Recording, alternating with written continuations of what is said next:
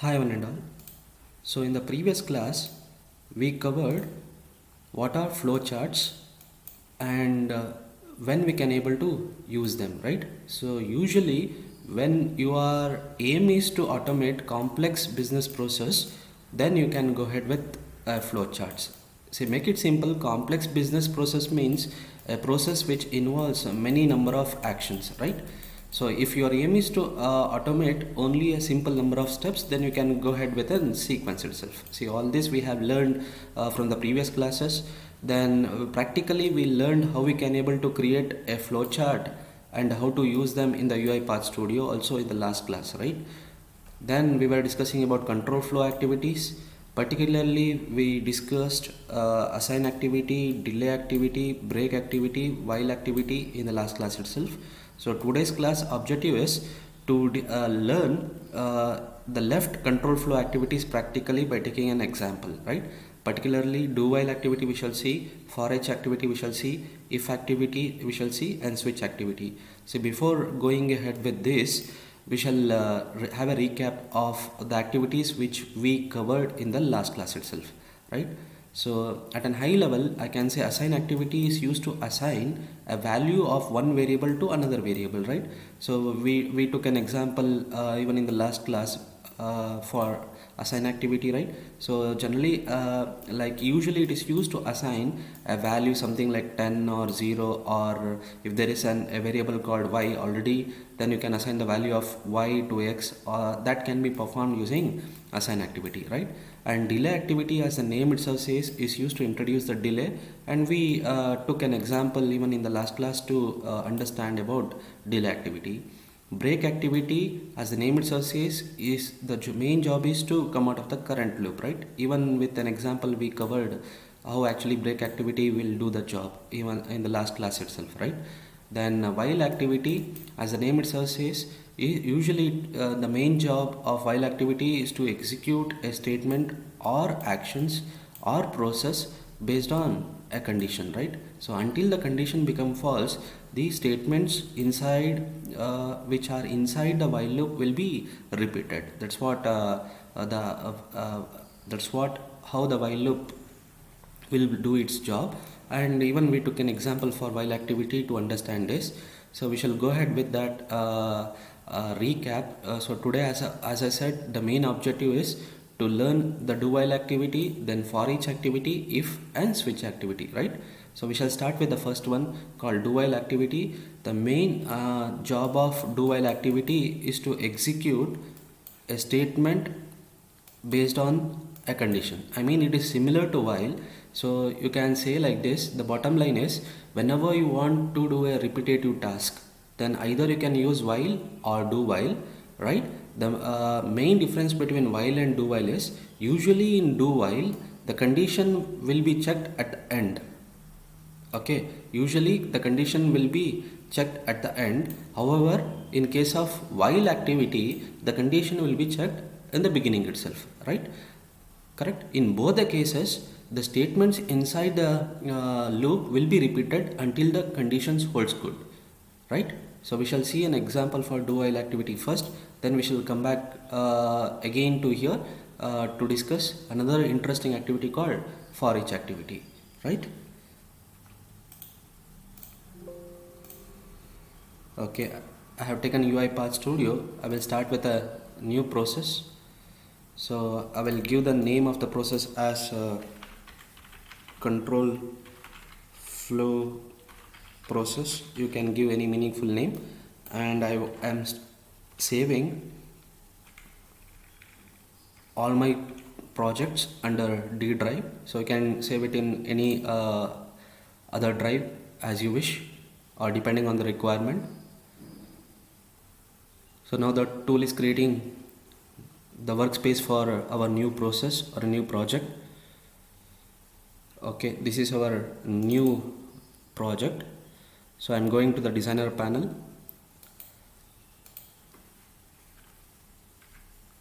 So once again I will go ahead with the flowchart now. So to add a flowchart, go to the activities panel. Then what you have to do, type flowchart, right?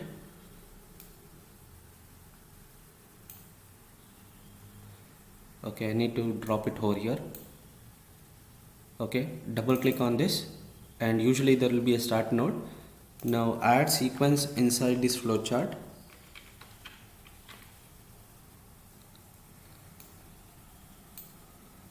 Okay, then you should connect start node to the sequence. Okay, then double click on this. Now you are inside the sequence, right? And in this sequence we shall add the statements which is or the activities which is used to implement do while activity. See, as I said, do while is similar to while, right?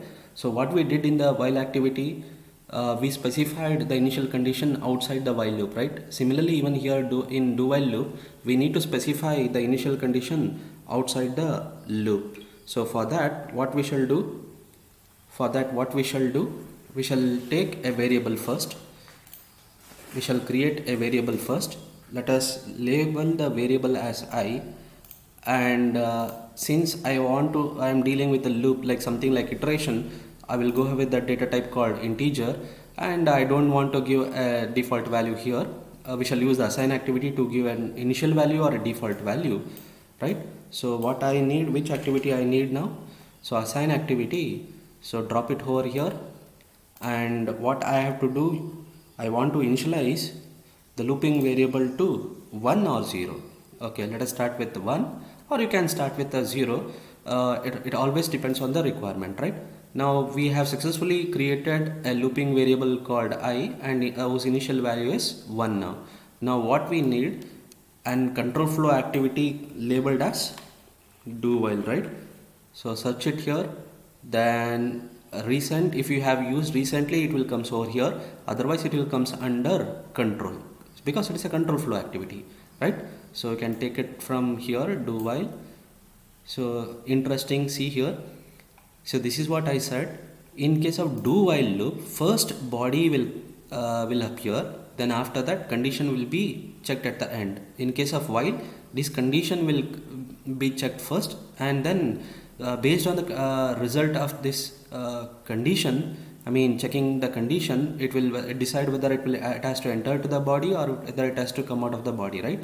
But in case of do while, by default, or for the first time, it will enter the body and it will execute the statements inside the body, and then it will check whether the condition is true or false. If it is true, then again it will come inside the body and it will execute the statements present inside the body. Then again it will check the condition.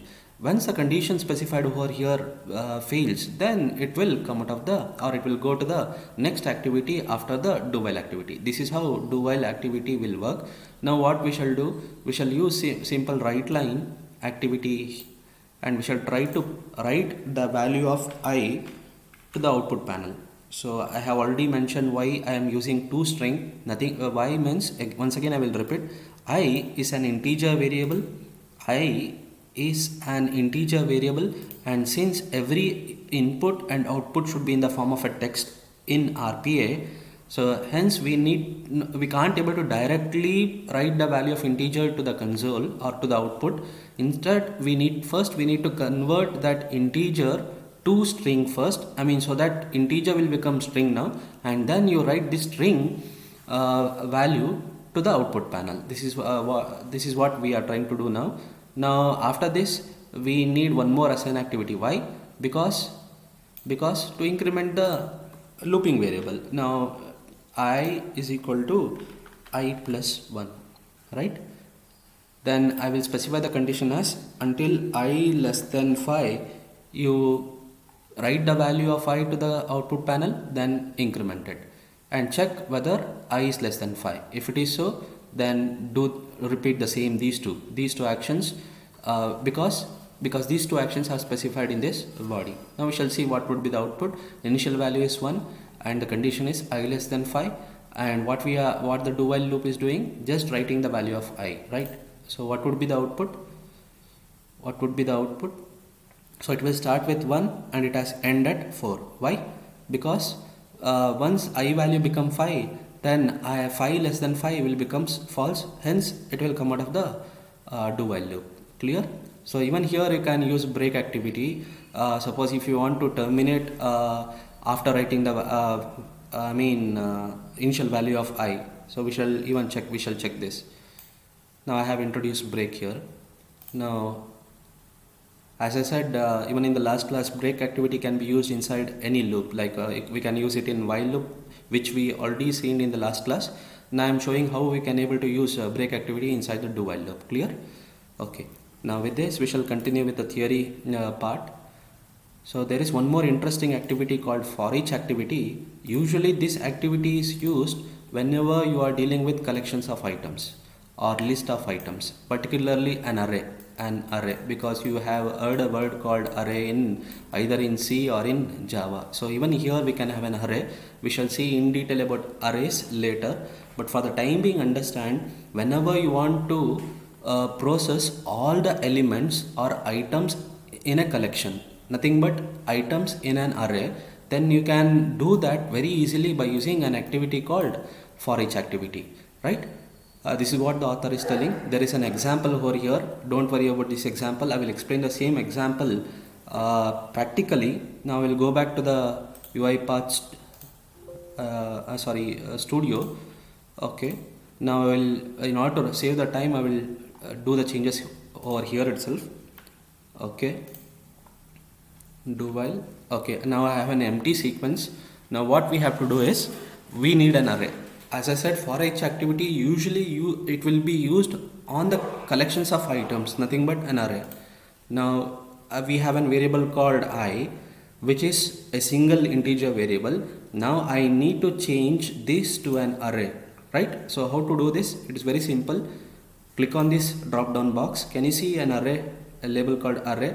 T represent template. Okay, it can be an array of any type. Array. Now here you need to specify particularly which type of array you are dealing with. So I mean value of t. So here the value of t should be an integer, right? Now I has become an integer array, right? And now I will give an default value here itself. So even here, to specify the default value for an array, you need to use a pair of curly braces, right? Then you can specify the initial value, so that each element value should be separated by comma, right? Now we have an array called I, right, whose initial value is 1 2 3 4 5. I mean, this array now it has 5 elements, namely 1 2 3 4 5, right? Okay. Now what we have to do, let us assume our aim is to write all the elements present in that array labeled as I, right, in this case. So which activity now we need to do? We need to use for each activity, particularly for each control flow. See, there are other activities like for each row, parallel for each row. Be specific. Now we are speaking about control flow activities. I mean, particularly for each present under control flow activities, you need to use this. Later we shall discuss the usage of these, right? Take for each which is present under control flow activities, and this is how you need to interpret for each item in an array. In our case, array is I. Okay, for each item in array I, do this. What you need to do, that has to be specified inside the body, right? Correct? Now simply I will write the value of I. Simply I will write the value of, item value to the output panel. So what I have to do, just I need to write the value of item. So to string. Why I am converting to string? Because individual items in this array I are integer, and since I already told you integer can't be written directly onto the output panel, but first it has to be converted to string first, and then it can be written to the output panel, right? So I hope you understood.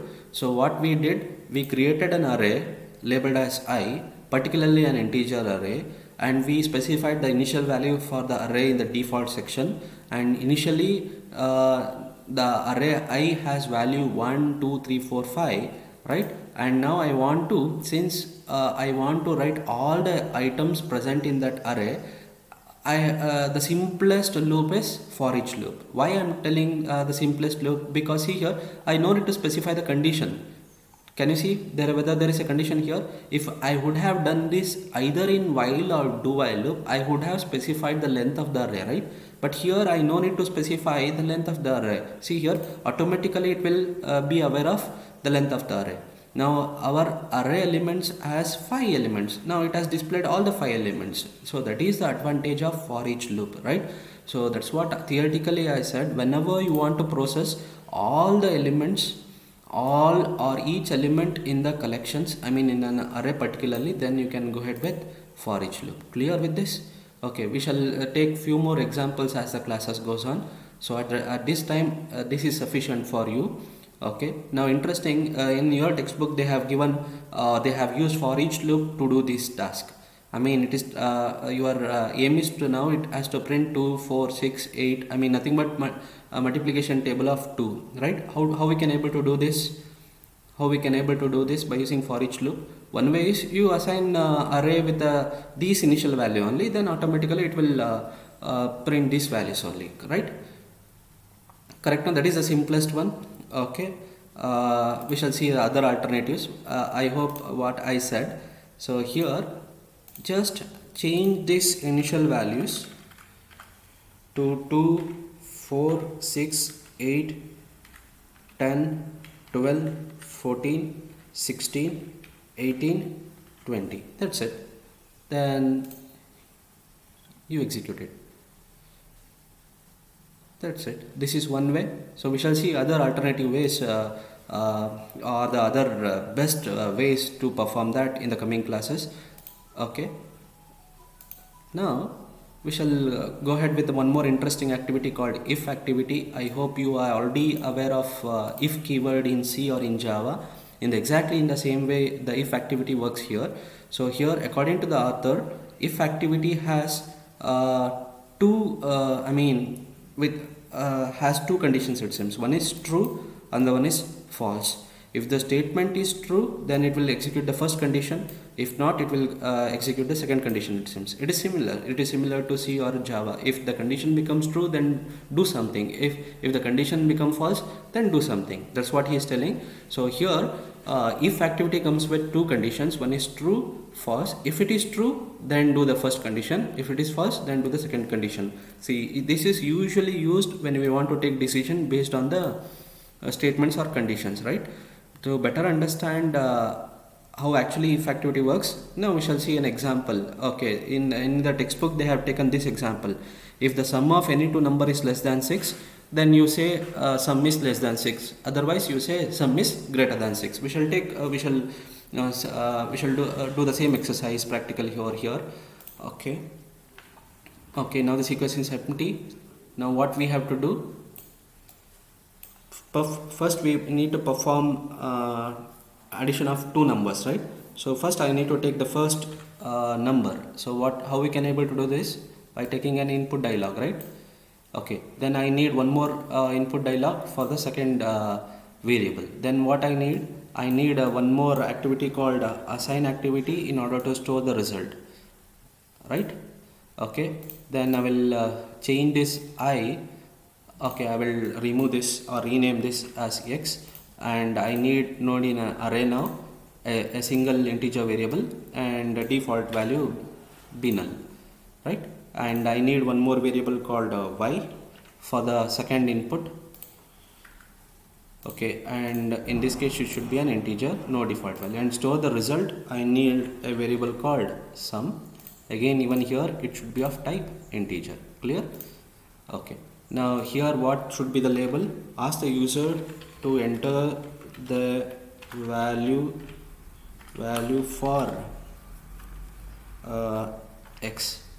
Similarly here you can ask the user to enter the value for Y, right? Then here what you have to do, sum should be assigned with the X plus Y value, correct? Okay, and here in the result, in the result property, what you have to do, you need to mention where actually the entered value has to be stored. It should be stored in a local variable called X, and the second inputted value should be stored in a variable called y. Clear? And sum, right? Then after that, what we have to do, now we need to take a decision. So to take decision, which activity we have to use, we have to use if, right? So this is what theoretically I was telling, that if activity has two conditions, this is the first condition, this is the second condition. If the condition holds good, then do the first condition. If the condition does not holds good, then do the second condition, right? This is what I was telling. If sum is less than 6, okay, what we have to do, we need to say that sum, okay, plus is less than 6, right? Okay, why I am getting an error? Because sum is an integer. Sum is an integer that has to be converted to a string first. So sum dot to string. Now this is a string, this pair is also a string, and I am concatenating these two strings with an operator called plus, right? So remember, plus operator acts, it has been overloaded. If it is applied on string variables, then these two strings will be concatenated, right? So understood? Okay, now I will copy the same thing, or copy the complete right line activity, and I will paste here. So just Control C and Control V. Here sum is greater than, it should be opposite one, should be greater than 6, right? Okay, now we shall execute this. If we face an error, no problem, we shall see that. So first, as what it should do, okay, there is something, an error, no, not an error, okay, it's asking for the first value for the first variable. I will enter the value as 2, then the second value is 2, so sum should be 4 and should be less than 6. See, can you see here, 4 is less than 6. Now it is not executing this part. Why? Because the sum is 4 is less than 6, the condition holds good, then that's why it is executing this. If this condition had been failed, then it would have executed this. Now we shall try even that also, we shall check that also.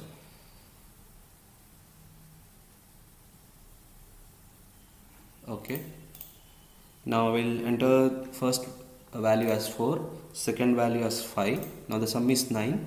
9 should be greater than 6, right? Okay, correct? Okay, I hope with this you understood how actually if statement will work and how to use if activity in UiPath Studio, right? Correct? Okay. Then the last activity that we have to see is switch activity. Even this switch keyword you have gone through by learning C or C++ or Java. Usually the switch activity is used when you want to take a decision on multiple choices, right?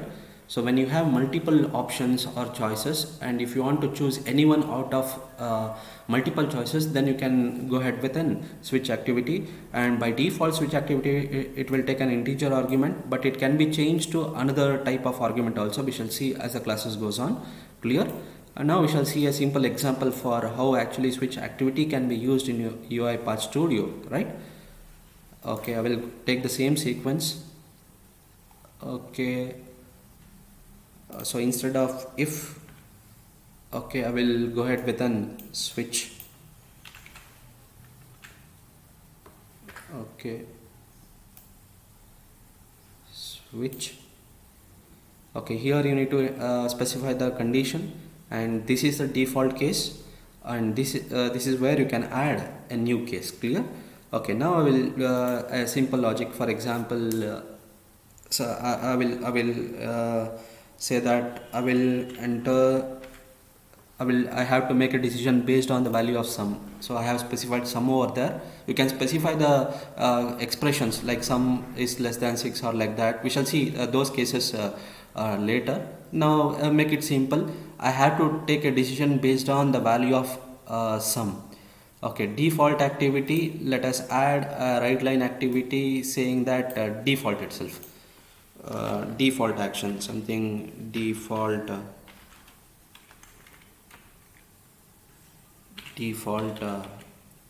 activity or default action. Okay, then let us take case value as something 6, assuming that sum will produce 6 as a result. Okay, then I will drop right line activity here, then I will write directly sum is 6. Okay, if I need one more case, I can add it over here. We shall see the complex examples in the coming classes, right? So now I will execute this or run this. Okay, now I want to enter the value for first variable as 3, second variable as also 3. Now it should see it is executing the statement presents under the case labeled as 6, right? Correct. Now we shall see when default will be statement present under default section will be get executed. So now I will enter something 5, something 7. Now it should execute the default activity, right? Particularly statement present in the default, which will write a constant string called default activity in this case. So I hope with this video you understood about do while activity and for each activity and if activity and switch activity, and we discussed this by taking a simple examples, right? So in tomorrow's class we shall understand all the control flow activities, or we shall use the combinations of control flow activities by taking few more examples to understand the sequence, flow chart and the control flow activities. Clear? So if I complete this, then we reach the end of the third chapter, okay, which falls under unit 2, and after taking few more examples we shall start with a new chapter called chapter 4, which is once again comes under unit 2.